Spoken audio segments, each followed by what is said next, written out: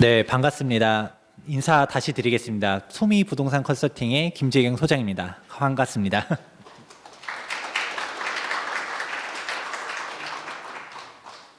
네, 오늘 이 시간에 이제 제가 강의를 할 수 있게 돼서 이제 자리를 마련해 주셔서 감사드리고요. 우선 제가 강의 초청을 받았었을 때 약간 일반적이지 않은 강의이긴 했습니다. 보통 저 같은 경우는 당장 저번 주 같은 경우는 코엑스에서 한국경제신문에서 주최한 지코노미라든가 이런 식의 콘서트에서 좀 대중적인 재개발 재건축에 대한 강의들 많이 하는데요. 근데 오늘 이 자리는 그냥 일반 부동산에 관심 있는 사람들이라든가 투자자들 이런 게 아니라 또 조합장 분들이 오신다라고 얘기를 들어가지고 그럼 제가 이분들 앞에서 어떤 얘기를 할까라는 생각들 많이 했었는데, 사실 일반적이지 않은 조금 깊은 얘기해도 된다라고 해서 제가 이 주제를 한번 이렇게 잡아보았습니다. 정비사업 활성화를 위한 방안 제시 및 재개발 재건축 조합의 대응 방안. 뭔가 어마어마하게 거창하게 만들긴 했는데 진짜로 그냥 좀 공부하는 시간 가져보는 식으로 한번 준비해봤어요. 실제로 정비사업들을 추진하려 했었을 때 요즘 별로 상황이 좋지 않습니다. 그냥 기본적으로 일단 정부가 규제를 대폭 완화해 준다라고 했었지만 실질적으로 완화가 그렇게 안 되는 부분들도 있고요. 그리고 시장 여건조차도 별로 안 좋아지고 있죠. 그런 상황 속에서도 이 정비사업들을 추진하려 했었을 때 어떤 식으로 가야 되는지, 그리고 조금 어떤 식의 완화가 더 필요한지 이런 내용들 좀 얘기해 보려고 해요. 그렇다 보니까 좀 어떻게 따지면 이번 이 시간이 재미없을 수는 있습니다. 왜냐하면 제가 일반적인 대중들을 위한 강연들보다는 법률적인 얘기 나오고 좀 그렇지만 여러분들 입장에서는 이제 각자의 조합에 따른 진행 상황에 따라 좀 다를 수 있고 조금 당장 체감되는 이슈도 있겠지만 체감되지 않는 이슈들도 있겠죠. 당장 재건축 재개발 규제가 다르니까요. 근데 이런 상황들 관련해서도 조금 알아두면 좋을 만한 내용들 제가 쭉 얘기해 드릴 테니까요. 근데 물론 이거를 얘기한다 해서 해결되는 건 아니에요. 이 강의를 사실 국토부에서 들어야겠지만, 근데 이런 사항들이 여러분들이 어떤 문제점들이 있고 이거를 알게 되면 여러분들조차도 각자 이제 목소리를 내게 됐을 때 이런 부분들이 이제 총의가 하나씩 모이게 되면 정비사업 활성화에 대한 길이 열리지 않을까라고 보고 있습니다. 자, 우선 제 소개를 해드리도록 하자면 재개발 재건축 관련해서 그냥 네이버 검색창이든 아니면 유튜브라든가 김재경 소장이라고 검색하면 제 얼굴이 항상 나올 겁니다. 정비사업 쪽에서 방송활동 열심히 하고 있고요. 근데 이제 저 스스로를 재개발 재건축 전문가라고 소개하긴 하지만 사실 제가 실무적인 부분들 얘기하다 보면 여러분들이 훨씬 더 많이 하실 거라고 저는 생각합니다. 저는 아무래도 이제 대중적으로, 즉 대중들의 전문가라고도 저는 자평을 해요. 왜냐하면 일반 조합원들이라든가 조금 내가 알고 싶은 사항들, 특히 대중들이 가장 관점이 갖고 있는 게 뭘까요? 규제가 풀려야 안 와요? 아니면 내가 입주권이 나와야 안 나와요? 이런 사항들을 많이 강의를 하고요. 실무적으로 여러분들이 이제 인허가를 받는 과정이라든가 이런 부분들은 사실 여러분들이 더 많이 아실 거라고 생각하고 있습니다. 그렇다 보니까 저는 오히려 대중적인 부분에서 봤었을 때 이 정비 사업을 가로막는 사항들을 좀 설명드리고 좀 이론적인 얘기들이 좀 많을 거라고 얘기를 미리 해드리고요. 근데 단순히 이론적인 얘기만 할 거면 교수님들이 와서 얘기하시는 게 더 빠를 수도 있겠지만 저는 약간 조금 더 실무적으로 접근할 수 있는 사항은 사실 제가 이제 재개발 재건축 쪽으로 활동하게 됐었던 부분은 저희 아버지 덕분이 있었습니다. 저희 아버지가 정비사업 관련해서 사실 다들 아시겠지만 대의원이라서 거창한 건 아닙니다. 근데 각종 재개발 재건축 투자를 많이 하면서 여기도 조합원 저기도 조합원 하면서 약간 그 재개발 재건축 조합의 생태도 좀 알고 실제로 투자도 많이 해나가면서 이제 그런 부분들을 좀 더 일반인들보다는 깊게 알고 있다 정도로만 소개하고 넘어가도록 하겠습니다. 자, 지금 현재 대외 여건 자체는 정말 안 좋습니다. 기준금리가 3%를 넘어가다 보니까 지금 일명 부동산 가격들이 떨어진다, 영끌 투자자들 힘들다 이런 뉴스 기사들이 정말 많이 나오는데요. 문제는 여기서 기준금리가 끝이 아니라는 게 더 큰 문제죠. 사실 내년 상반기까지는 계속적으로 올라갈 가능성이 높다라는 얘기들이 있는데, 근데 이런 사항들 때문에 이제 문제 생기는 거는 바로 무엇일까요? 혹자들은 영끌 투자한 사람들이 힘들다라고 하지만 진짜 힘든 거는 지금 건설 현장에 계신 분이 정말 어려워요. 왜냐? 지금 금리가 올라간다고 하지만 이 금리가 올라가는 근본적인 원인이 인플레이션 때문이거든요. 그렇다 보니까 개개인들 입장에서는 사실 1주택자들은 크게 동요하지 않습니다. 왜냐? 내가 이 집을 판다 하더라도 뭐 어떻게 할 수 있는 게 아니거든요. 그러면 전월세로 가야 되는데 지금 전세 가격은 전세자금 대출 금리가 올라가서 뭐 조정된다라고는 해도 그게 전세 금액이 흔들리니까 월세로 다들 가잖아요. 그러니까 월세 금액은 계속적으로 올라가고 있는 게 지금 현실이거든요. 그런 상태 속에서 내가 집을 팔아봤자 뭐 할 수 있는 건 없고 근데 지금 인플레이션이 계속적으로 올라가다 보니까 뭐 실물 자산 하나 가지고 있는 게 이게 흔들릴 건 아니라는 거죠. 그런 시기인데 지금 힘든 건 어디예요? 바로 여러분들 조합이라든가 사실 조합보다 더 힘든 데가 어디냐? 지금 시행사들이 너무 힘들어요. 시행사들 같은 경우는 자체 자금 조달해서 움직이고 있는데 대출금리가 올라가다 보니까 지금 PF 대출들이 다 깨지고 있거든요. 그래서 PF 대출 금리가 뭐 10% 넘어간다 뭐 이런 얘기들은 어렵지 않게 들어봤을 텐데 제가 이제 개발협회에 있는 박사님이랑도 얘기하다 보니까 지금 시행사들은 지금 장난 아니라고들 하더라고요. 지금 PF 대출이 실행이 안 되다 보니까 브리지 대출을 연장한다든가 브리지 대출조차도 파행으로 가는 경우도 있는데 심하면 20% 넘게도 대출 금리가 설정되고 있다고 하더라고요. 그러니까 야 이게 시행하는 사람들 입장에서 이게 앉은 자리에서 진짜 망하게 생긴 거죠.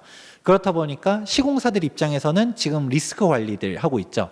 당장 재개발 재건축 조합들도 시공사 선정하려고 했었을 때 시공사들이 적극적으로 참여하지 않고 있는 모습들이 있죠.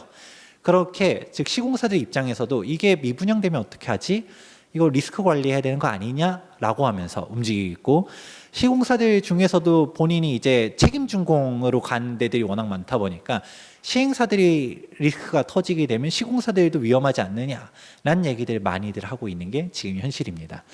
그렇게 가다 보니까 지금 건축 자재들도 다 올라가고 금리도 올라가고 이런 부분들이 정말 어려워지고 있는데 그렇다 보니까 우리 대한경제에서도 지금 3연초가다라는 표현도 하지 않습니까?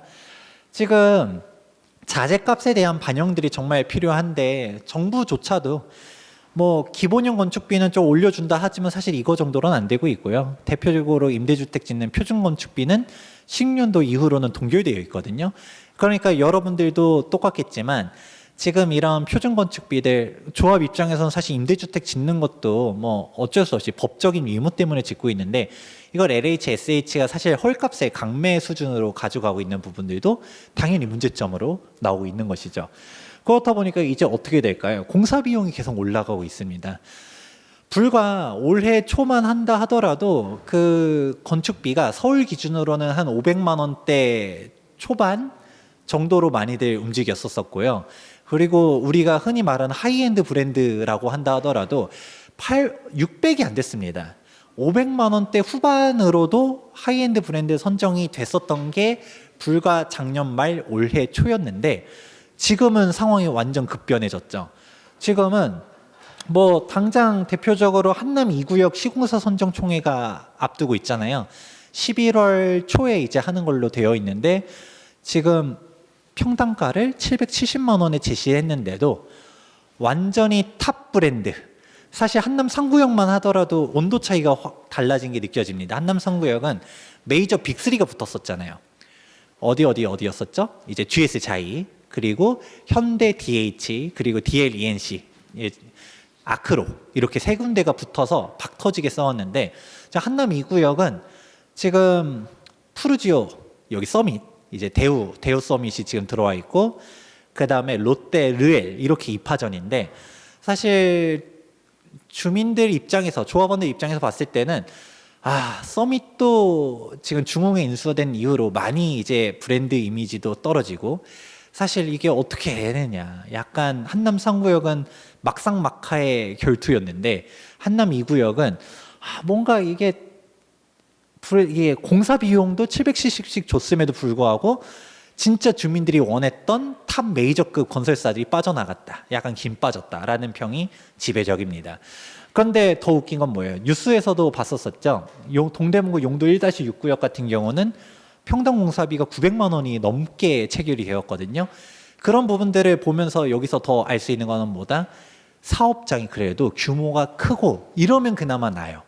한남 2구역이 조금 김이 빠졌어요라고 했지만 그 두 시공사들이 조건은 정말 좋게 움직이면서 지금 건설 경쟁, 이제 수주 경쟁을 하고 있는 반면 다른 지역들은 어지간한 분양가, 시공비 가지고서는 입찰도 안 하고 있고, 이게 조그마한 사업장들은 아무래도 기본비들이 많이 들어가다 보니까 사실 부르는 게 값이 되고 있는 게 지금 상황입니다. 지금 건설 경기가 좀 워낙 안 좋다 보니까 시공사들이 예전에는 뭐 조합이 갑이었죠. 그러니까 뭐 하이엔드 브랜드 아니면 못 들어온다, 컨소시엄 금지, 이런 것들을 내세웠었던 반면 이제는 사실 시공사들이 들어와 줘야 되는 거 아니냐, 읍소해야 되는 판으로 가지고 있는 게 지금 현실인 거죠.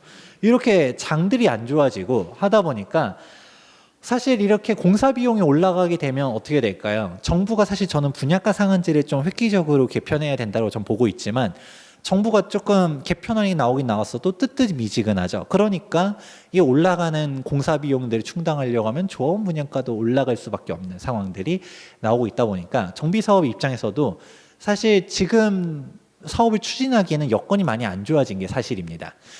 근데 그럼에도 불구하고 좀 기대하는 부분들이 없잖아 있어요. 정권이 바뀌면서 뭔가 좀 바뀌지 않을까? 정부 공약들이 있기 때문에 좀 개선책들이 나오지 않을까라는 사항들이 있는데요. 일단 공약집을 보시게 되면 이 대통령의 부동산 1호 공약이 250만 호 공급 공약입니다. 근데 당연하겠지만 250만 호라는 거는 어떻게 따지면 캐치프라이드에 가깝고요. 슬로건이죠. 그러니까 실질적으로 이 250만 호를 현실화하기는 많이 어렵다라는 거 여러분들도 당연히 아실 겁니다. 그러니까 250만 호를 추진하려고 하면 뭐 상기 신도시 이런 걸로는 택도 없죠. 상기 신도시 다 합쳐봤자 40만 가구가 안 돼요. 그러면 어떻게 해야 이 250만 가구를 맞출 수 있을까? 그럼 결국 재개발 재건축을 활성화하는 수밖에 없습니다. 그래서 이 1호 공약 내에서도 재개발 재건축에 대한 내용이 있고 2호 공약이 재개발 재건축 리모델링 활성화, 3호 공약이 1기 신도시 특별법 내용이 여기에 있는 것이죠. 그런 식으로 가다 보니까 약간 좀 규제 완화가 되지 않을까라는 기대감이 높았고요. 그리고 두 번째, 지금 결과론적으로는 정비 사업이 갈 수밖에 없다라고 저는 보고 있습니다. 왜일까요? 미래가 암울하거든요. 공급을 늘려야 되는 게 사실 근본적인 원인인데 공급량 자체가 뒷받쳐주지 않고 있다는 게 지금 현황입니다. 그래서 통계 자료를 보게 되면 2022년도는 말할 것도 없고요. 2024년도까지 공급량이 계속 줄고 있어요. 그렇게 가다 보니까 여기서도 특히 도심지, 서울 같은 경우는 뭐 3만 건이 2만 7천, 1만 4천 이렇게 줄고 있는데 분명 2024년도든 여기 통계 자료에 둔촌주공 자료가 분명 껴 있었을 텐데 둔촌주공 입주 시점이 훨씬 뒤로 미뤄지게 되면 사실 공급 절벽은 점점 더 심각해지고 있다는 것이고요. 그리고 서울에 있는 재개발 재건축 조합 중에서 2022년도에 분양한다라고 말 나왔었던 단지들이 정말 많은데 분양가 상한제 지역 같은 경우는 분양 올해 전무하거든요. 그렇게 간 이유 자체가 사실 서울 중심지에 있는 신축 아파트의 희소성은 여전히 존재한다. 이게 가장 큰 포인트라고 보고 있습니다. 그렇기 때문에 여러분들도 일단 재개발 재건축을 끌고 가시는 조합원장님 혹은 임원, 집행부 입장에서는 이 가장 포인트라고 보고 있어요. 공급이 충분하다라는 시그널을 정부 입장에서는 정말 많이 내세우긴 했지만 도심지의 신축 아파트 공급은 정말 부족하거든요. 그런 상황 속에서 우리가 가지고 있는 입지에 이 지역의 신축 아파트 공급이 필요하다라는 필요성을 느끼고 있다라는 것도 있고, 저는 이걸 단적으로 보여주는 게 주택 보급률입니다. 저는 이 주택 보급률 통계는 사실 의미가 없다라고 보고 있어요. 왜냐하면 사실 전 정권이 특히 이런 논리 구조를 잘 세웠었죠. 공급은 충분하다. 과잉 수요 때문에 집값이 안 잡힌 거다라고 얘기를 했었었는데 이 통계 함정이 있습니다. 바로 무엇이냐면 이 주택 보급률이라는 숫자 자체가 2008년도에 100을 넘어섰거든요.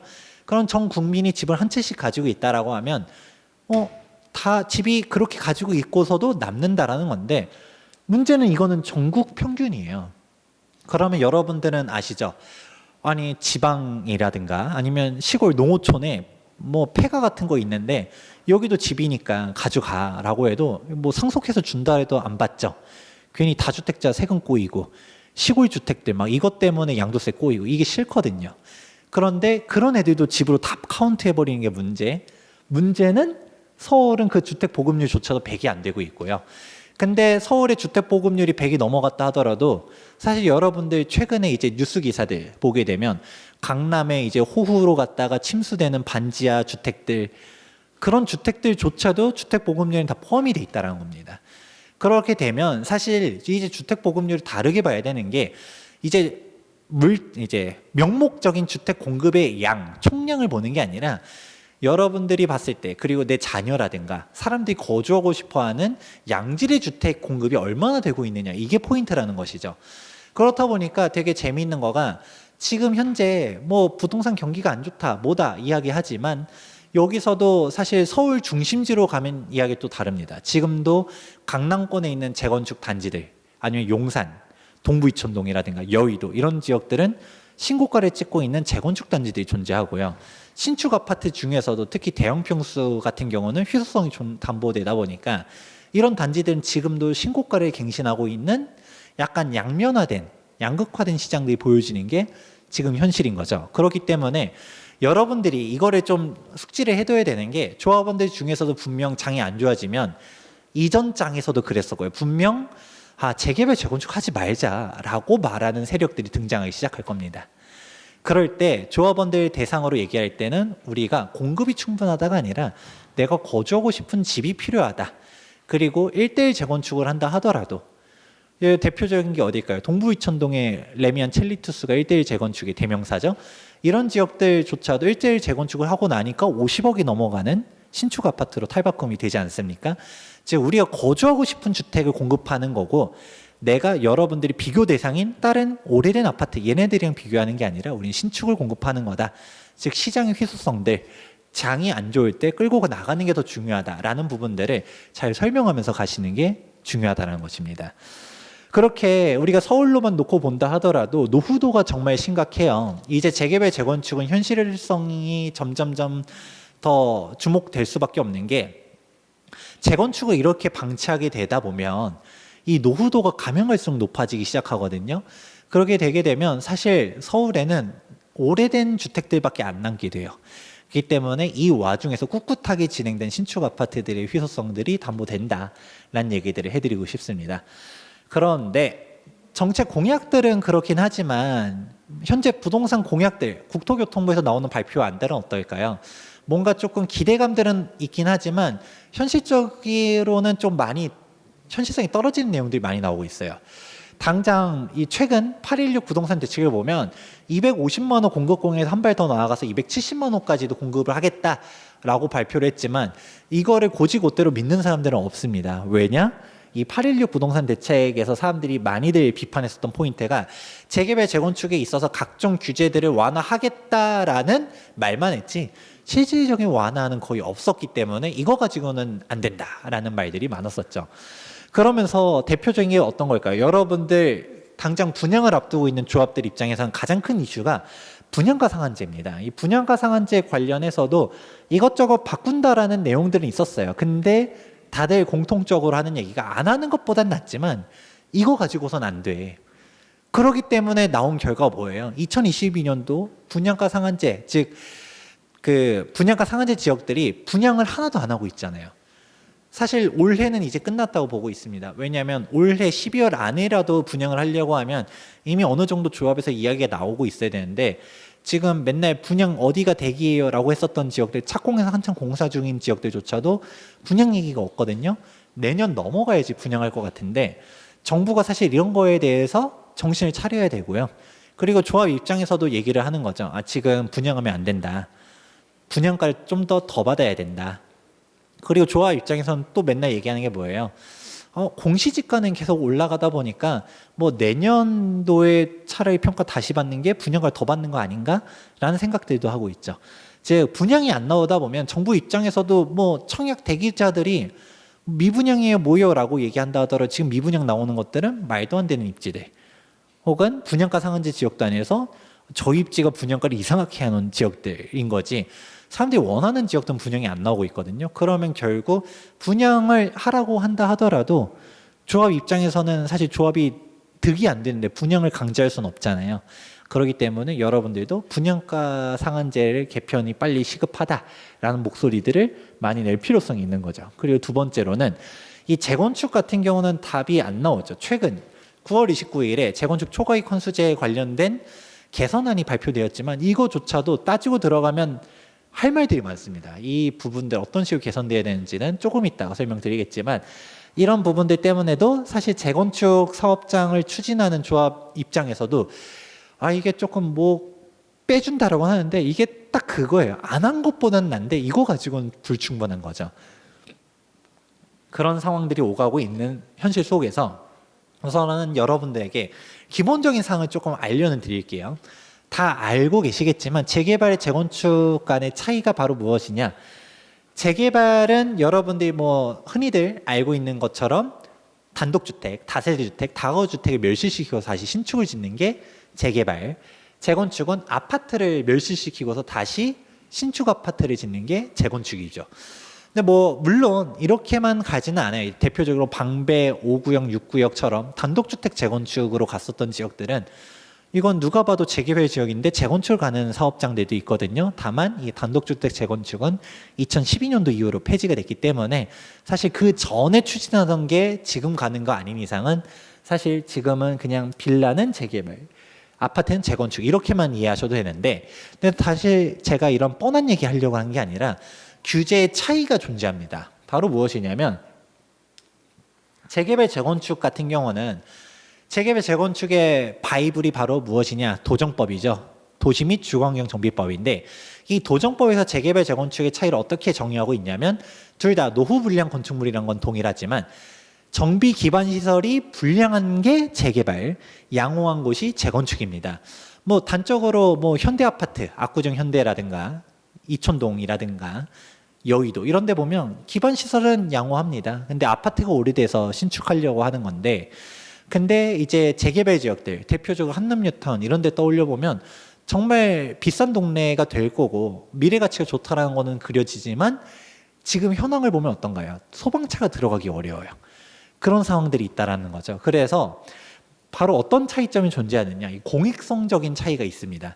그래서 맨날 보다 보면 야 재개발은 규제가 덜한데 재건축만 규제가 너무 심각해 라고 하는 이유 중 하나가 이런 차이점들 때문이에요. 왜냐? 정부가 생각했을 때 재건축은 그냥 민간 사업이라고 보고 있고 재개발 같은 경우는 원래 정부가 나서서 정비를 해줘야 되는데 이게 정부가 다 나서서 정비하려고 하면 돈이 많이 들어가잖아요.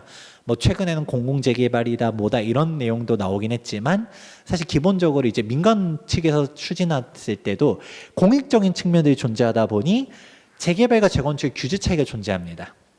그래서 2018년도 19월에 2019년도 12월에 헌재에서 재건축 초과이익 환수제 합헌 판결 났을 때도 얘기 나왔었던 거죠. 하나가 재개발과 재건축에 형평성 문제가 있습니다라는 지적에 대해서는 헌재에서 차등은 정당하다라는 취지로 얘기를 했었죠. 아예 다른 사업이라고 했었죠.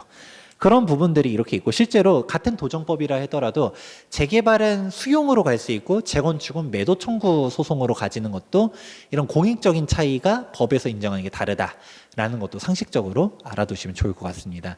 그렇다 보니까 규제가 달라요. 대표적인 게 뭘까요? 재건축 초과이익 환수제죠. 일명 재초안 하니까 재개발은 초과이익 환수제 없나요? 라고 묻는 사람도 있지만 재개발은 없고 재건축에 대해서 걸리게 되는 게 재초안. 그리고 여러분들 중에서 투기월 지분의 조합이다 라고 하면 가장 크게 맨날 듣는 질문 중 하나가 조합원 지위양도가 어떻게 되느냐에 대한 질문들도 재건축은 조합설립 인가로부터 재개발은 관리처분 인가로부터 조합원 지위양도 금지가 적용되게 되죠. 이런 규제 차이들이 있게 되는데 이런 지위양도 금지 같은 경우는 여러분들은 조금 이래 알아두셔야 되는 게 재건축은 조합설립 인가로부터 언제까지? 소유권 이전 등기 시까지 지위양도 금지고요. 재개발 같은 경우는 관리처분 인가로부터 소유권 이전 등기 시까지입니다. 이게 준공 시점이 아니라는 것도 포인트예요. 왜냐하면 준공이 나도 보존 등기 나고 이전 등기 할 때까지 재개발 재건축 보다 보면 빠르면 1년, 늦어지다 보면 거의 2년 가까이도 걸리잖아요.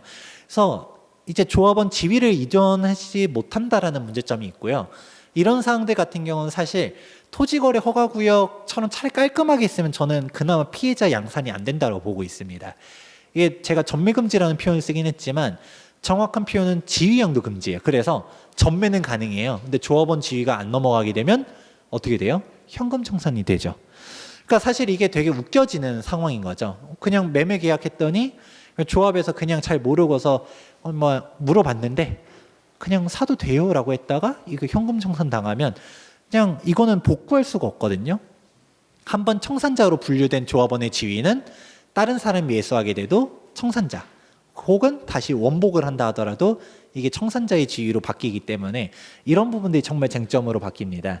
근데 사실 이런 사항조차도 조금 더 디테일하게 가게 되면 조금 예외 사항들이 몇 가지 있습니다. 대표적인 게 1세대 1주택자로 10년 보유 5년 거주한 사람들은 지위양도 예외 사항이고 또 조합설립 인가로부터 3년 동안 사업시행인가 신청을 안 했다든가 사업시행 인가로부터 3년 동안 착공을 안 했다든가 착공으로부터 3년 동안 준공을 안 하는 조합원이 3년 이상 보유를 또 매도할 수 있죠. 이런 식으로 있고 또 재개발 같은 경우는 재건축과 다르게 이 지위양도 금지 규정이 원래 없었다가 새롭게 신설되다 보니까 경과 규정이 있습니다. 2018년도 1월 24일 전까지 최초 사업시행인가 신청한 재개발 조합 같은 경우는 추후 관리처분 인가가 나도 조합원 지위양도 금지 적용 대상이 아닙니다. 당연하겠지만 투기거래지구가 아니라 나는 조정 대상 지역이다라고 하면 해당 규정 적용되지 않고요. 그런데 이런 상황조차도 저는 개인적으로는 규제를 풀어야 된다고 보고 있어요. 만약에 여러분들이 목소리를 낸다고 했을 때 이런 상황들도 여러분들이 체감했었을 때 조합 진행의 저해 요인 중 하나거든요. 뭘까요? 저는 그렇게 봐요. 이 정부가 왜 이런 지위양도 금지 규정들을 넣느냐 생각을 해보면 정부 입장은 뭘까요? 맨날 재개발 재건축 원주민들 쫓아낸다. 투자자들만 들어와가지고 재개발들 막 다 돈놀이 한다 라고 보면서 원주민 보호를 해야 된다라는 차원에서 막 자꾸 샀다 팔았다를 막아야지 라고 하면서 저렇게 넣었는데 사실 여러분들 현실적으로 봤을 때 조합장님들은 아마 공감하실 거예요.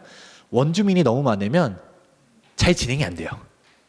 투자자들이 어느 정도 있어줘야 동의도 잘 나오고 그렇게 가는 게 있는데 사실 왜냐하면 재개발 재건축에 대한 이해도가 원주민들의 사실 조금 떨어지는 부분들이 없잖아요 있습니다. 더군다나 약간 또 옛날 스타일식으로 동의를 받은 조합들 같은 경우는 그냥 헌집 줄게 새집 좌우처럼 그냥 분담금 없이 그냥 가는 것처럼 알고 있지만 사실 관리처분 총회 전후로 이제 알게 되는 게 뭐예요? 아, 분담금 3억 더 내고 4억 더 내고 이런 게 이제 나오게 되면 나 돈 없는데 이 사기꾼 아니야 건설사 앞잡이 아니냐 이런 얘기 나오면서 또 이게 또 뒤집어지거든요. 그런 조합들 생각보다 많고요. 그래서 앞에 사업시 인가까지 금방금방 갔다가 관리처분 인가 단계에서 몇 년 지연되는 조합들이 되게 많았었죠. 그러면 사실 어떻게 따지면 투자자들이 꼭 악이냐라고 저는 생각하지 않고요. 그럼 원주민들 입장에서 이게 손해냐라고 보면 저는 이거 손해도 아니라고 봐요. 왜냐하면 사실 여러분들 솔직하게 생각하는 생각도 있겠죠. 바로 약간 비대위 막 맨날 재개발 하지 말제, 재건축 하지 말제 이런 사람들이 있으면 아, 쟤 좀 팔고 나가면 안 될까? 아니 뭐 그렇게 하고 싶지 않으면 이 사업 맨날 반대만 하면 그냥 재개발 재건축 안 되는 그냥 오래된 아파트, 오래된 빌라 이게 되면 가치가 뚝뚝 떨어지거든요. 그렇게 되면 집값 떨어지는 건데 그러면 어차피 재개발 재건축 반대하면 나는 이 사업이 안 된다라고 생각하는 사람들은 팔고 나갈 수 있게 해줘야 되는데 왜냐하면 이걸 사업을 긍정적으로 보는 사람들이 웃돈을 주고 산다라는 거잖아요. 근데 이런 지위양도 금지 규정들이 어떻게 따지면 퇴로를 차단하게 만들어요. 그런 사람들, 반대하는 사람들 입장에서는 극단적으로 갈 수밖에 없게 만들어지는 것도 이 조합원 지위양도 금지 규정을 보고 있습니다. 왜냐? 내가 팔고 떠날 수도 없게 되면 싸울 수밖에 없거든요. 이 사업은 안 된다. 막아야 된다. 지금 경기도 안 좋은데 뭔 재개발이냐. 이게 떠들게 되면 사실 조합을 어떻게든 이끌어 가려는 사람들 입장에서는 되게 힘들죠. 그래서 이런 규정들도 개선해야 된다고 보지만 사실 이거는 정부는 더 오히려 세게 강화하려는 움직임들도 있었었죠. 전 정권에 이거를 안전진단 통과로부터 재건축 전매금지 만들겠다. 재개발 조합설 인가로부터 전매금지 건들겠다. 막 이런 얘기들도 했었었고 뭐 요즘 적극적으로 토지거래 허가구역들도 지정하지 않습니까? 이런 사항들이 저는 어떻게 따지면 재개발 재건축 저해 요인 중 하나가 아닐까라고도 보고 있어요. 그래서 이런 사항들도 개선이 좀 필요하다. 라고 얘기 드리고 싶고요. 그리고 여러분들 중에서도 정비 사업에 대한 절차들을 잘 알고 있을 거라고 보고 있지만 포인트들이 몇 가지 있습니다. 가장 대표적으로는 1번 정비구역 지정이 있고요. 2번 조합설립 인가, 3번 사업시 인가, 4번 관리처분 인가 이렇게 있죠.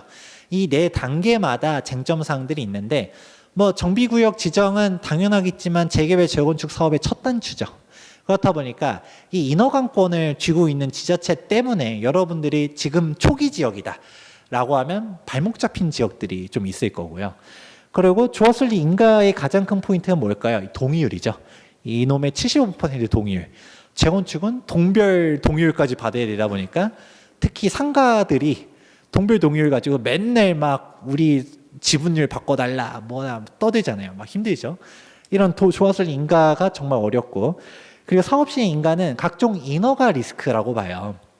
왜냐하면 뭐 여러분들 많이 봤었던 교통영향 평가라든지 환경영향 평가라든지 대표적인 건축심의 이런 등등등에 대한 인허가만 한 10몇 개 된다라고 하던데 이런 것들을 다 받고 끝나야 사업시행 인가를 받죠.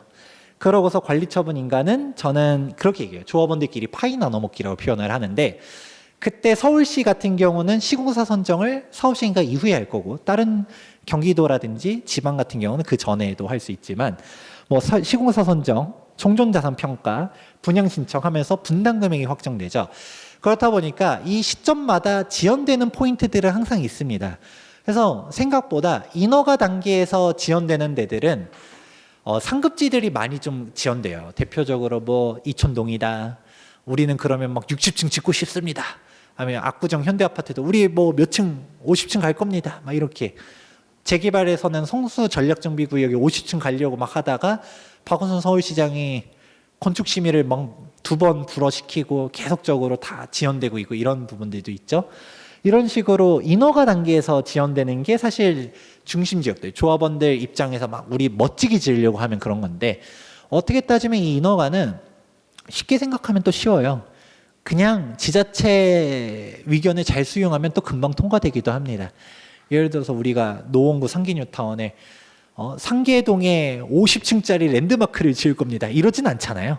그렇다 보니까 그냥 지자체에서 인허가 어떻게 시정하세요, 뭐 하세요? 이제 사업성 때문에 용적률 때문에 싸우는 부분들은 있어도 기본적인 건축 방향성들은 그래도 잘 수용하면서 빨리빨리 가는 부분들이 있는데 문제는 앞에서 빨리 간 데들이 뒤에서 무너지는 경우들도 있죠.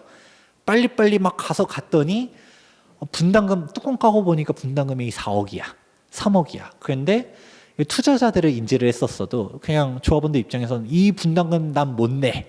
너 조합장이 너 뭐 해먹었지. 건설사랑 뭐 뒤에서 뭐 했지. 라고 해버리면 사실 김 빠지죠. 나는 되게 열심히 했는데 막 그런 막 잘 알지도 못하는 비대일이 나타나가지고 조합 뒤엎겠다 또 이러고 있고 내가 또 한 자리 하겠다 이런 사람들이 나타나는 게 또 이때 막 시끄럽습니다. 근데 이게 또 막상 앞에서 오래된 데들이 뒤에서 또 빨리 가는 경우들도 있고 사실 일장일단들이 존재해요. 근데 제일 저는 정비사업들 실제로 재개발 재건축 조합원으로서 이제 완공까지 간 현장들 많이 보면서 느끼는 거는 제일 중요한 건 속도다. 조합원들이 단결이 잘 돼야 되는데 근데 이게 조합에서 문제를 일으키는 사람들도 문제지만 조합 자체 내에서도 약간 이런 부분들에 대해서 오해가 쌓이는 부분들을 잘 소통하면서 풀어나가는 게 중요하지 않나. 조합장 분들이랑 이야기하다 보면 요즘 막 항상 얘기하는 게 단톡방의 문제다 얘기들을 많이 해요. 막 본인들끼리 모여가지고 잘 알지도 못하면서 이게 문제다 저게 문제다 이러는데 근데 그런 부분들 문제라고만 얘기하지 말고 적극적으로 참여해서 정보를 제공해주고 그렇게 하면서 조금 포용해 나가는 게 필요하지 않을까라는 생각들도 하고 있습니다. 그래서 이런 사항들을 갖다가 조금 빠르게 추진할 수 있는 사항들은 결국은 위지만 있으면 빨리빨리 갈 수 있다고 보고 있어요. 왜냐? 조합설립 인가로부터 사업시 인가까지 1년 만에 간 조합들 분명 존재하고요. 사업시 인가로부터 관리처분 인가까지 1년 만에 간 조합들도 분명히 존재합니다. 근데 많지 않아서 그렇지. 근데 이런 사항들을 얘기하면서 우리들이 단결해야 되고 이렇게 잘 갈 수 있다는 비전 제시가 제일 필요하지 않을까라는 생각들을 하고 있고요. 뭐 2주 이후로는 사실 사랑교회 같은 막 교회가 문제가 된다든가 뭐 이주하다가 뭔가 문제 생기는 그런 것들 아니고서야 사실 이제는 뭐 탄탄대로 움직여지고 있죠. 그런 부분들 이 기본적인 단계다라고 할 수 있습니다. 자, 그럼 이런 단계들을 기본적으로 설명드리고서 문제점들 하나씩 보게 되면 첫 단추부터 못 깨는 조합들이 있죠. 바로 안전진단 문제인데요. 2018년도에 2차 안전진단이라는 게 신설되고서 이 2차 정밀안전진단 통과되는 조합이 서울 시내에 단 5군데밖에 없었어요. 그러니까 재건축을 하고 싶다 하더라도 재건축이 되지 않는 문제점들이 있었거든요. 근데 이 사안 관련해서는 이 이제 안전진단에 대한 내용들 조금 깊게 알아두시면 좋을 것 같아요. 이게 혹시 이 안전진단 단계에 있는 재건축 조합 추진위원 분들 있으신지 모르겠는데 포인트들을 어떻게 잡아야 되느냐. 간혹 그런 얘기들 해요. 안전진단 가중치는 1차고 2차고 똑같은데 왜 1차는 통과되는데 2차는 떨어지냐. 뭐 문제가 있다라고 얘기하시지만 공격 포인트가 조금 잘못된 부분이 있습니다. 일단 1차와 2차의 결정적인 차이점이 뭐냐면 1차 정밀안전진단 같은 경우는 도정법 12조에 있고요. 해당 사항은 시행령 10조에 있는데 이게 건설기술연구원, 국토안전관리원 그리고 안전진단 전문기관이 있는데 이 안전진단 전문기관은 민간업체입니다. 그렇다 보니까 1차는 수월하게 통과하는 데들이 생각보다 많아요. 뭐 1차조차로 떨어지는 애들도 종종 있지만 1차는 대부분 통과합니다. 문제는 이렇게 1차를 통과시키는 게 꼴보기가 싫으니까 전 정권이 어떻게 했을까요? 2차 안전진단을 만들었고 정확하게는 2차 안전진단인 건 법적 용어가 아닙니다. 안전진단 결과의 적정성 검토입니다. 이 적정성 검토는 국토안전관리원, 건설기술연구원 두 군데밖에 없게 만들었다는 것이죠. 그렇다 보니까 여러분들 입장에서 2차만 가면 줄줄이 떨어지잖아요. 이때 얘기할 수 있는 사항이 그거예요. 가중치를 바꾸겠다라는 거는 정부 공약이기도 하지만 일단 바뀌기 전이라 하더라도 혹은 바꾼다 하더라도 떨어질 수도 있겠죠. 그러면 여러분들이 내가 재건축 조합장이다 라고 하면 어떤 식으로 얘기해야 될까요? 야, 1차는 통과했는데 2차는 안 된다? 이거는 CR도 안 먹힙니다. 어떻게 할까요? 지금 구조 안정성에 대한 부분을 어마어마하게 높게 해놨잖아요. 이게 사실 가장 핵심이고 주거 환경은 엄청 낮춰놨는데 좋아, 오케이, 알겠어. 안정성을 뭐 중시한다는 건 알겠는데 문제는 내진 설계 안 돼 있는 재건축 조합들이 되게 많거든요. 이 내진 설계 의무화가 돼 있었던 게 88년도 8월 달부터고요. 그렇게 따지고 나면 서울의 어지간한 재건축 추진 조합들은 안전진단이 내진 설계 안 돼 있는 조합들이 되게 많고요. 그리고 일기 신도시라고 한다 하더라도 90년대 지었잖아요. 일기 신도시가. 근데 이게 허가 신청일 기준이에요. 그렇다 보니까 우리 조합은 우리 단지는 90년대 준공됐는데 라고 하더라도 막상 따지고 보면 내진 설계가 안 돼 있는 데들이 생각보다 많습니다. 그러면 어떻게 얘기될까요? 좋아. 구조 안정성을 높게 평가하는 거는 알겠는데 지금 내진 설계가 안 돼 있어서 지진 나면 무너지면 큰일 나게 생겼는데 어떻게 할 거냐? 이것도 포함시켜줘야 되는 거 아니냐? 이게 오히려 공격 포인트라는 거죠. 대표적으로 목동 같은 경우가 안전진단 줄줄이 떨어졌는데 2차 안전진단 얘기 나오면서 항상 하는 게 뭐예요? 1차는 통과되는데 2차는 안 된다. 왜 목동 6단지만 통과시키냐라고 하는데 그렇게 얘기하면 안 되고요. 우리 지진 나면 큰일 난다. 아니 안전성을 추구하면서 이거를 말하는 게 이거 앞뒤가 안 맞는 거 아니냐. 그리고 주차 대란이 있는 데도 있잖아요. 불 나면 어떡할 거냐. 소방차 못 들어온다. 지금 2중주차 3중주차 돼 있어서 불 났는데 소방차 못 들어와서 불 못 끄면 어떡하냐. 이런 식으로 얘기해야 된다는 것이죠. 그렇게 해야 이 안전진단에 대한 부분들도 우리가 논리구조를 쌓아갈 필요성이 있고 이런 부분들이 개선할 필요성이 있다라고 보고 있고요. 근데 이런 안전진단 관련된 사항들은 바꾸겠다라고 발표는 했어요. 816 대책에서 그나마 유의미한 사항을 좀 찾자면 안전진단 가중치를 좀 바꾸겠다라는 얘기를 했었거든요. 그리고 이 구조안정성 가중치 같은 경우는 국토교통부 고시사항입니다. 그렇기 때문에 대통령이 일단 할 수 있는 게 있고 없는 게 있어요. 할 수 있는 거는 시행령 이하들은 개정할 수 있죠.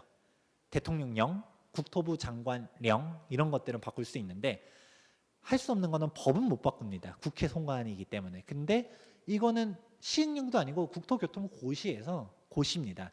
원희룡 장관이 위지만 있으면 바꿀 수 있는데 사실 현재 장관님이 간을 많이 보는 것 같은 느낌들을 조합장 여러분들 많이 느낄 거예요. 그래서 이런 것들을 좀 빨리빨리 바꿀 필요가 있다라고 저는 얘기하고 있는데 그나마 좀 유의미한 거는 2차 안전진단조차도 개선을 하겠다라고 발표를 했어요. 왜냐? 이 2차 안전진단을 어떻게 바꾸겠다? 이 공공기관 적정성 검토를 지자체 요청 시에만 시행하도록 바꾸겠다라고 발표가 있습니다. 그래서 다시 한번 이 법안을 보게 되면 도정법 13조를 보았을 때 이제 적정성 검토를 위례할 수 있다라고 돼 있거든요. 해야 한다가 아니에요. 의무 강제 사항이 아닙니다. 할 수 있다인데 왜 우린 그동안 2차 안전진단을 맨날 받았었나요? 이유가 있죠. 이 국토부 고시를 보게 되면 이것 때문입니다. 그래서 이 안전진단 기준을 보게 됐을 때 이 빨간색 표시한 거 이 두 가지 때문에 사실상 2차 안전진단이 의무사항으로 바뀌어 있는 건데 이거를 바꾸겠다라고 했었으니까 어떻게 따지면 지금 추진 단계에 있는 재건축조합 입장에서 호재라고 할 수 있죠. 지자체장이 2차 안전진단에 대한 키를 가지고 있다라고 하면 이게 어느 지자체장인지는 모르겠어요. 서울시장인지 구청장인지까지는 이제 개정이 돼봐야 알겠지만 그러면 구청장이든 시장이든 재선 위지가 없지 않는 이상은 이거 여당이든 야당이든 적정성 검토 받아라고 말할 수는 없겠죠. 그러면 이런 사항들은 개선될 가능성이 매우 높다. 그럼 안전진단 등급이 어떻게 돼요? A, B, C 등급이 있는데 그렇게 되면 이제 D 등급은 뭐였었나요? A, B, C는 불허, 재건축 불허고 D 등급은 조건부. 그래서 2차로 가게 됐었던 거고 2등급은 즉시 시행인데 2등급은 잘 안 나왔었죠. 근데 이제 D 등급을 나와도 재건축이 그 즉시 지자체장의 정결 요건으로 이제 가버리면 사실상 이제 재건축이 가질 수 있다라는 부분도 알 수 있어요. 그러면 사실 이거는 아까 이제 리모델링 조합장님도 저한테 인사를 하긴 했는데 이게 리모델링 입장에서는 조금 안 좋을 수도 있다라고 봐요. 왜냐하면 리모델링 사업장들 맨날 보다 보면 재건축 파랑 리모델링 파랑 맨날 싸우잖아요. 제가 뭐가 더 좋다는 얘기는 안 하겠지만 근데 재건축 말고 리모델링으로 갈 수밖에 없었던 현실적인 요인 중 하나가 뭐 재건축 좋다 이거야. 근데 안전진단이 안 되는데 어떡할 거야? 이게 항상 문제점이었는데 이게 해결이 되면 분명 리모델링 조합들 입장에서는 분명 비대위가 날뛸 확률이 높다라고 보고 있어요. 왜냐면 우리 재건축 가자는 얘기가 다시 불씨를 살릴 수 있거든요. 그러면 리모델링 조합장 입장에서는 잘 한번 생각해 보세요. 재건축이랑 리모델링을 둘 다 잘 놓고 봤을 때 이게 안전진단이 진짜 개선이 되게 되면 그냥 먼저 나서서 우리가 선수를 치는 거죠. 재건축으로 주민들이 원하면 바꿀 수도 있다.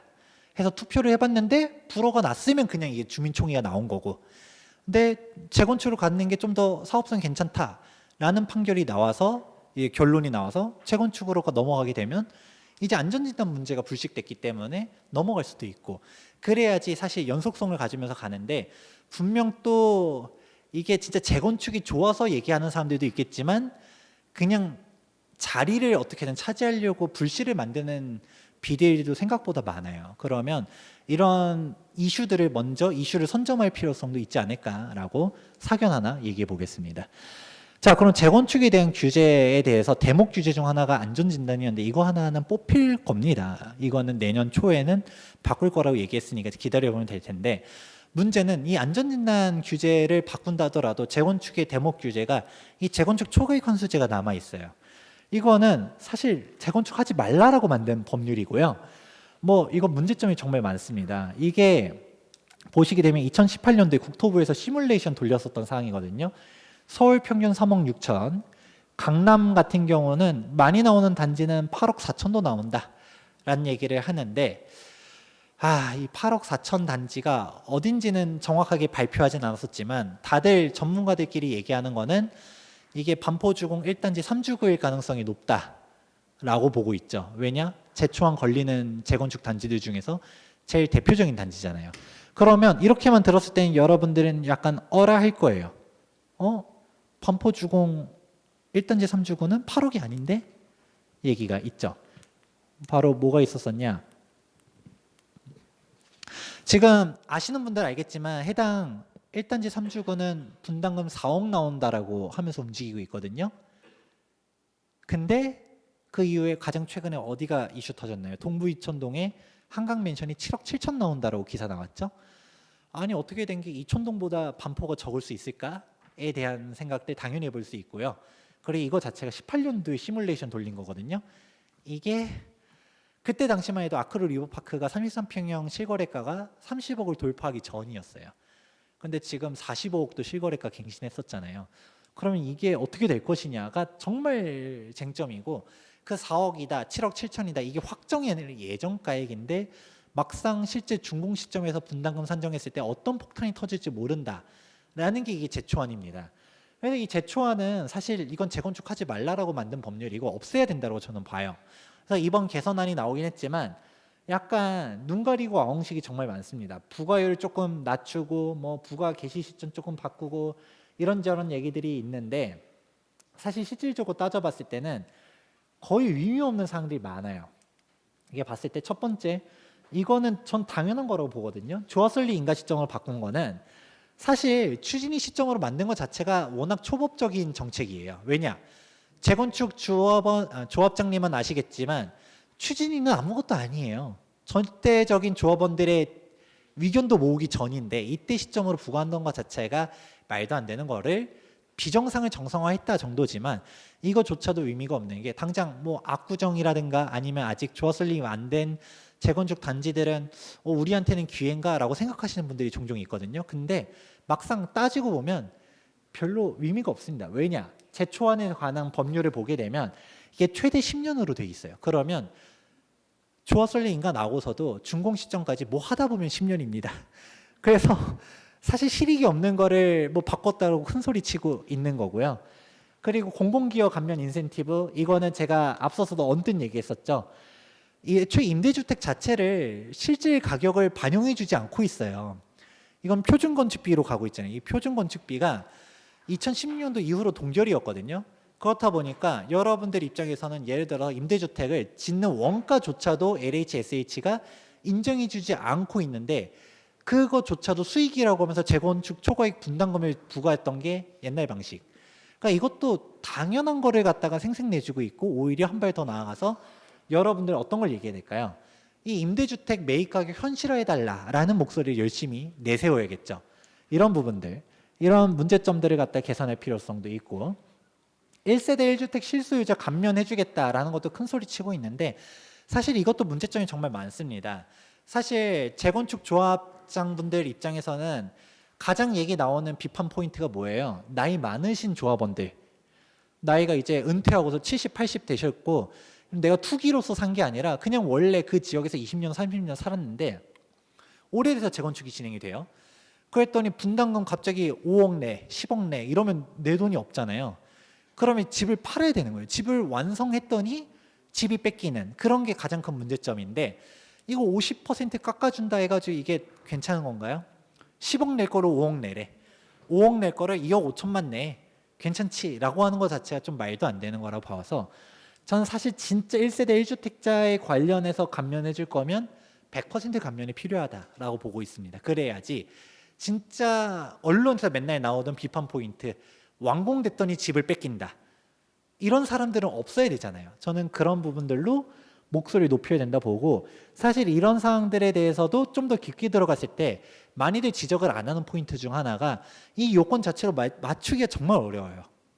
이게 1주택자로서 10년 보유한 사람이라고 되어 있거든요.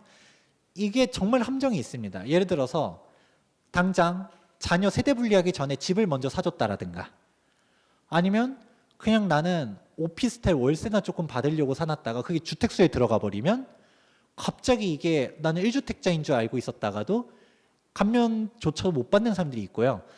그런 사람들은 야 너가 좀 잘 알아보고 샀었어야지 라고 말할 수 있다라고 하면 불가피한 사항들이 있습니다. 대표적인 게 뭐예요? 상속주택. 상속 내가 받고 싶어서 받은 거 아니잖아요. 그랬는데 상속 받았다가 팔았어요. 참고로 상증세법상 상속 개시일로부터 6개월 이내에 처분하게 되면 이제 상속 받은 사람의 주택수의 카운트가 안 되거든요.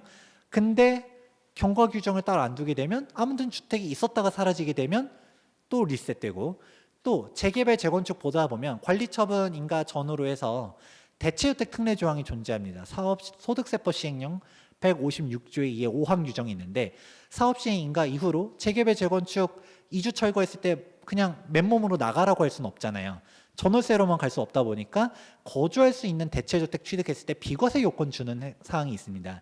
이건 세법적으로도 규정을 주는 건데, 그거에 따라 경과 규정을 별도로 안 주게 되면 이거는 나는 억울한 사람이 나올 수 있는데 이런 부분들의 대표적인 케이스가 바로 뭐다? 도정법에 보면 1세대 1주택자 10년 보유 5년 거주 맞춘 사람은 지위양도 금지 예외사항인데 이게 별도의 경과 규정이 없어서 일시적 2주택자들은 또 안 됩니다. 그러니까 이게 법안을 국토교통부 입장에서는 나름 참신하다라고 하면서 만들었을 수는 있지만 이런 대상 조건들을 너무 타이트하게 만들다 보면 오히려 대상이 되는 줄 알았다가 대상이 안 되는 사람들도 나올 수 있기 때문에 이런 사항들도 문제가 있다라는 거죠. 그리고 뭐 감면 기준 이거 바꾸는 거는 안 하는 것보다는 낫다라고는 하지만 실효성이 조금 떨어지죠. 그래서 막상 보게 되면 뭐 해봤자 1, 2억 까주는 거 가지고 이게 뭐가 되겠냐라는 얘기를 많이 하고요. 그리고 재건축 초과이익 환수제의 가장 큰 문제점은 이 계산 방법이 문제입니다. 개시 시점의 주택가액 같은 경우는 뭐로 가느냐? 감정평가 금액으로 가는데 종료 시점 같은 경우는 공시가, 개시 시점은 공시가인데 그러면 상식적으로 하면 종료 시점도 공시가로 가야겠지만 종료 시점을 공시가로 하지 않아요. 위원회의 산정 금액으로 가버립니다. 그래 버리면 이거는 뒤집어질 수 있다라는 거죠. 사실상 시세대로 평가를 해버리면 그럼 분담 금액이 설령 사람들이 많이 얘기하는 게 뭐예요? 1대1 재건축으로 하면 조금 괜찮다, 뭐다 얘기하지만 사실 그냥 이익이 안 남아도 부담금이 나올 수 있는 게 재건축 초과이익 환수제라는 것이고 정상주택가격 상승분에 대해서도 빼준다라고 하지만 함정이 있습니다. 이게 뭐냐? 시군구의 평균 주택가격 상승률 중 높은 쪽으로 가게 되는데 그러면 당장 반포가 있는 서초구다. 서초구 가격은 많이 올라간 것 같다라고 생각한다 했을 때도 막상 따지고 보면 이 상승률조차는 한국부동산원 자료 보면 서초구조차도 30% 정도밖에 안 올라간 걸로 봐요. 그러면 우리가 생각했을 때 반포 아크릴리버파크 가격이 20억이 올랐으면 우리는 한 25억 올랐어도 분담금 오면 정상 가격 상승분 빼고 5억에 대해서만 납부하겠지라고 생각하겠지만 사실 그렇지 않다라는 이 구조적인 문제점들이 있기 때문에 이건 재건축하지 말라라고 만든 법률이다라는 부분들을 알아두실 필요가 있다는 거죠. 그래서 이 법은 사실 진짜 개선을 하려고 하면 현실적으로 바꾼다든가 이런 안들을 갖다가 개선을 해줘야 되는데 이런 부분이 좀 부족하다.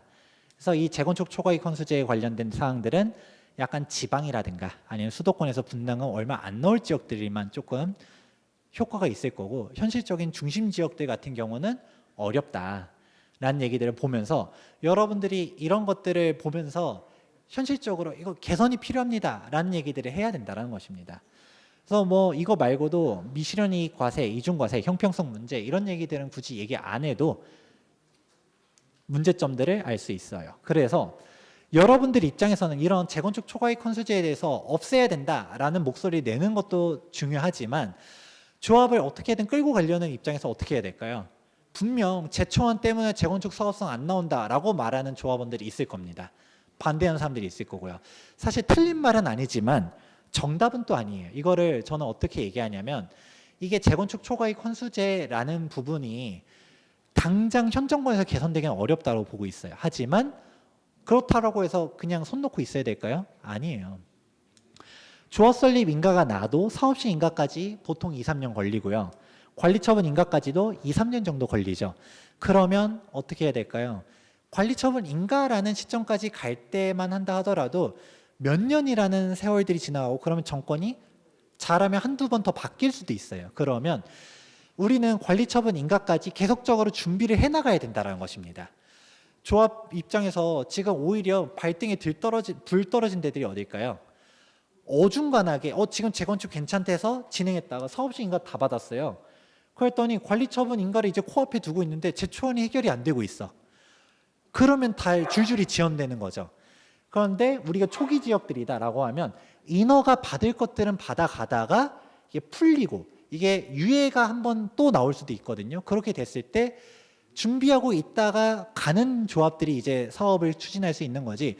그때 가서 다 우리 재건축 갑시다 하면 그때 유예 기간이 또 종료될 수도 있다라는 생각도 해볼 수 있습니다. 그렇게 얘기를 하는 거고 뭐 재개발 같은 경우는 뭐 공공이다 민간이다 뭐 이런 얘기들은 많지만 사실 저는 이제 문제점, 혹시 여기 모아주택이나 이런 데들은 없죠?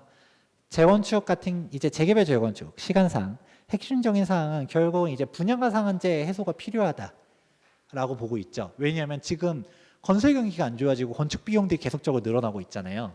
그렇다 보니까 이 분양가 상한제 때문에 졸졸이 분양들을 안 하고 있는 부분들이 있죠.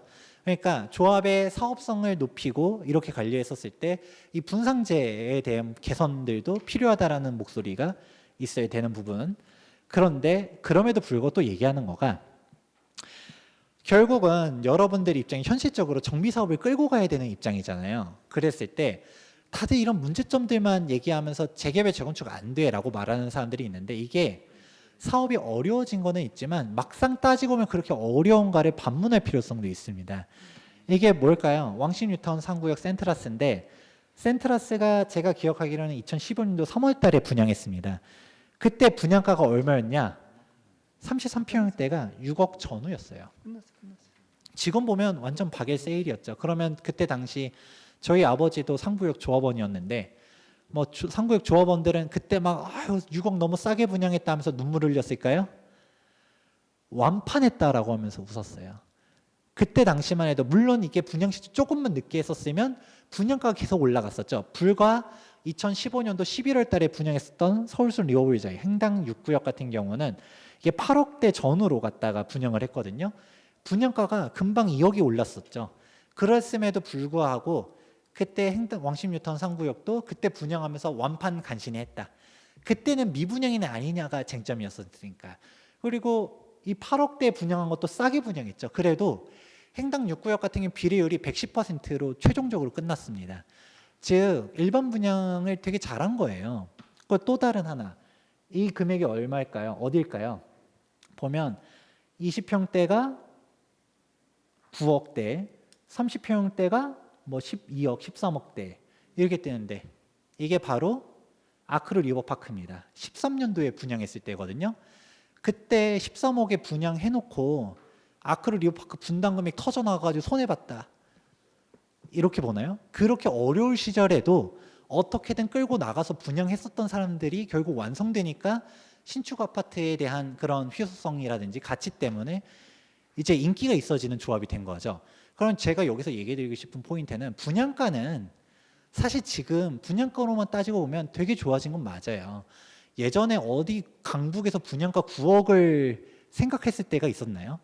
강북 분양가 9억은 예전에 생각도 못 했었어요. 그랬는데 지금 분양가 9억도 싸다. 이거 가지고는 손해다. 라고 얘기하고 있는 게 지금이잖아요.